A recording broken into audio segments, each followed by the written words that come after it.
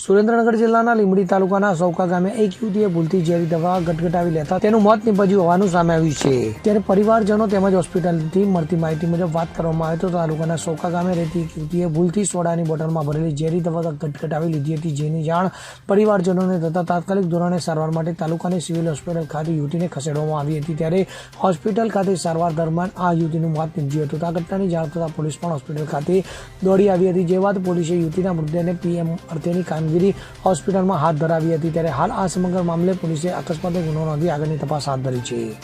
કલ્પેશ વાઢેર સાથે CN24 news Surendranagar. હવે જુઓ દેશ દુનિયાની તમામ ખબરો તમારી આંગળીના ટેરવે।